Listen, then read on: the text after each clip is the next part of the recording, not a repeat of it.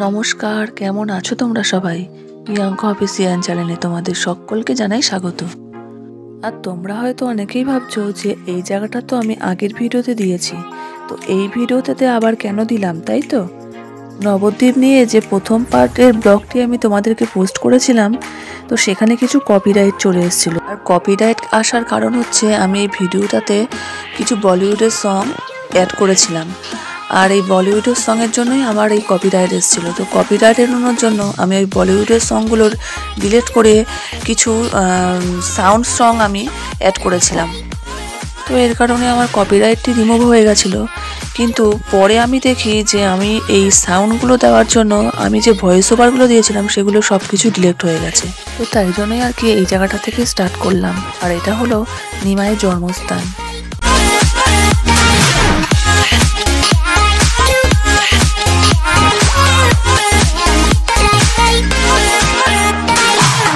আর তারপরে আমরা চলে আসলাম 60 ফুট মহাপ্রভুর এই মন্দিরটিতে। আর এখানে ঢুকতে গেলে টিকিট কেটে তারপরে ঢুকতে হবে, আর টিকিটের মূল্য ছিল মাত্র 20 টাকা।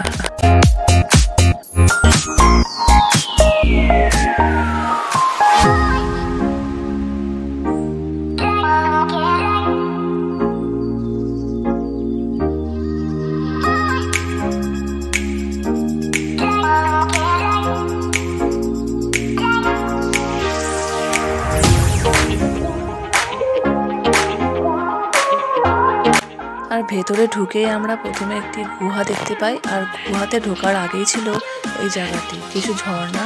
আর অনেকেই দেখছিলাম এই জায়গাটাতে পয়সা দিচ্ছিল, 1 টাকার কয়েন, 2 টাকার কয়েন। তো আমিও দিয়ে দিয়েছিলাম 1 টাকার কয়েন। আর এরপর আমরা এই গুহা দিয়ে ভেতরে প্রবেশ করলাম।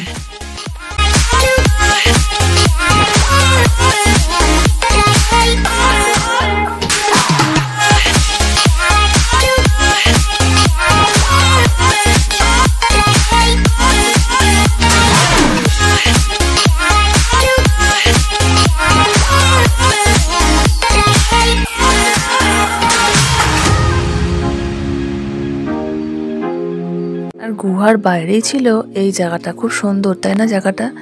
আর এর মধ্যে ছিল রঙিন রঙিন অনেক মাছ। আর এই যে তোমাদেরকে একটু দেখিয়েও দিলাম মাছগুলো।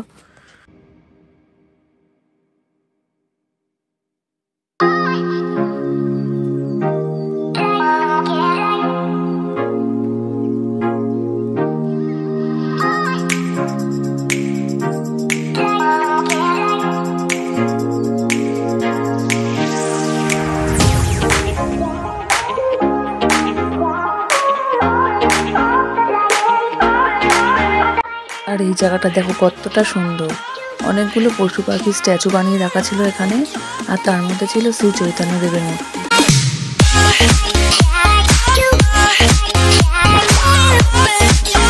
ভেতরের অধিকাংশ জায়গায় প্রায় ঠাকুরের মূর্তি দিয়ে সাজানো, কিন্তু দেখতে কিন্তু খুবই সুন্দর, তাই না?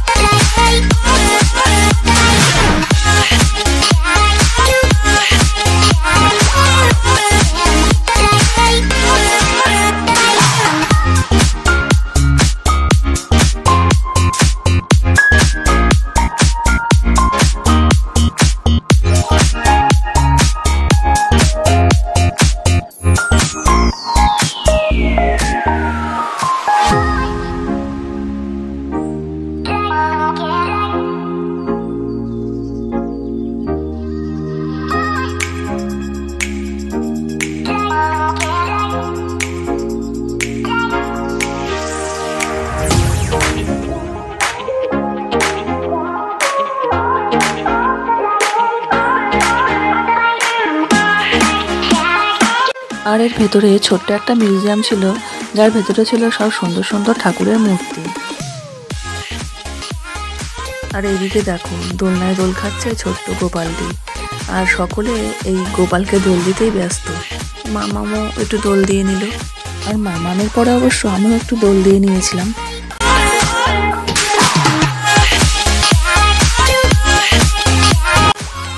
এইটা কি না আমি ঠিক বুঝে উঠতে পারলাম না। আর এইদিকে দেখো, এইদিকে ছিল কিছু শ্রী চৈতন্যদেবের মূর্তি।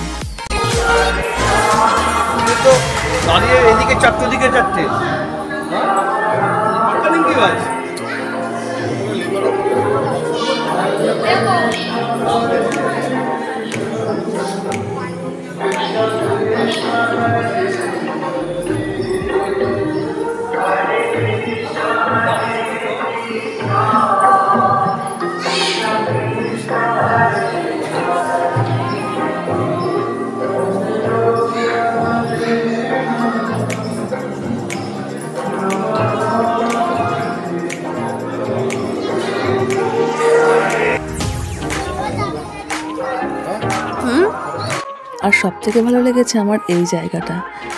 তোমরা যে প্রথমেই দেখলে না আমরা গুহাটা দিয়ে ভেতরে প্রবেশ করলাম, তো সেই গুহাটাই আর কি এখানে পাহাড় মতন দেখাচ্ছে বাইরের দিকে, আর তার উপরে ছিল ভোলানাথের মূর্তি। আর আমার এতগুলো ব্লগের মধ্যে জানো তো তোমরা কেন আমাকে দেখতে পাওনি? কেননা আমার ভিডিওর ক্যামেরাম্যান আমি নিজেই, ক্যামেরা করে দেওয়ার জন্য আমার কেউ নেই। আর এখানে খানিকটা সময় আমাকে যে দেখতে পেলে তোমাদের দাদাভাইকে বলেছিলাম বলে তোমাকে ক্যামেরা করে দিয়েছিল। আর দেখো এই হচ্ছে সেই 60 ফুট মহাপ্রভু। তো 60 ফুট মহাপ্রভু এইটুকুনই জানি, আর এর যে আসল রহস্যটা কি সেটা আসলে জানি না। তো তোমরা যারা জানো তো আমাকে একটু কমেন্টে জানিও তো।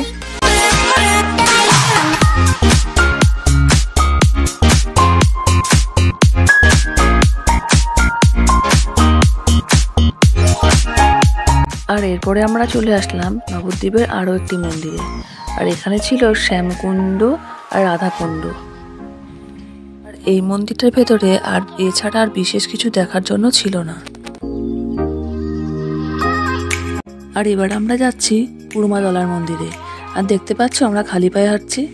তো প্রত্যেকটা মন্দিরে তো আর জুতো খোলা সম্ভব না, তার জন্যই আমরা একদম প্রথম যে মন্দিরে প্রবেশ করেছিলাম তার আগেই আমরা জুতো খুলে আমাদের টোটোতে রেখে দিয়েছিলাম। তো নবদ্বীপের এই পুরমাতলা মন্দিরে আমি এর আগেও একবার এসেছিলাম, যেহেতু আমার পিসির বাড়ি কৃষ্ণনগর আর আমার ছোটদা ভাইয়ের বিয়ে হয়েছিল এই নবদ্বীপেই। তো সেই সূত্রেই আর কি আমার এই পুরমাতলা মন্দিরে আসা, কিন্তু অতটাও মনে নেই। কিন্তু মা ভবতারিণীর এই যে মন্দিরটি ছিল সেটা আমার স্পষ্ট মনে আছে।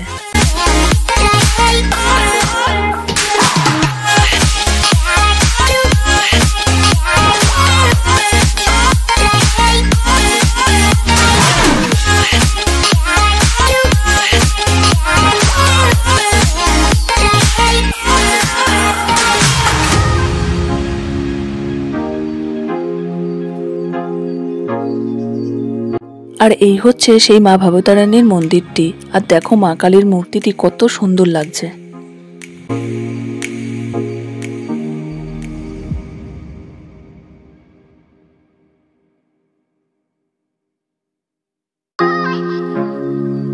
আর এখানে দেখলাম ব্রাহ্মণকে দিয়ে পুজো দেওয়ানো হচ্ছে, তো আমরাও পুজো দিয়ে নিলাম।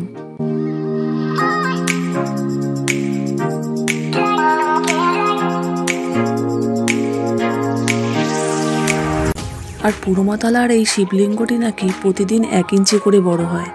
এই শিবলিঙ্গটিকে কত ফুট শিব একটা বেশ বলে, আমার ঠিক অবশ্য মনে নেই। তো নবদ্বীপের সমস্ত জায়গা ঘোরা আমাদের কমপ্লিট, এবার আমাদের মায়াপুরে ফেরার পালা। আর তোমরা যারা এখনও আমার চ্যানেলটি সাবস্ক্রাইব করোনি তাড়াতাড়ি আমার চ্যানেলটি সাবস্ক্রাইব করে নাও, আর লাইক শেয়ার করে দিয়ে কমেন্ট বক্সে অবশ্যই জানিও আমার ভিডিওগুলো কেমন হচ্ছে। তো থেকো, সবাই ভালো থেকো আর আমাকে আশীর্বাদ করো আমি যেন জীবনে অনেক বড় হতে পারি। তো দেখা হচ্ছে আবার অন্য একটা ভিডিওতে, ততক্ষণের জন্য টাটা।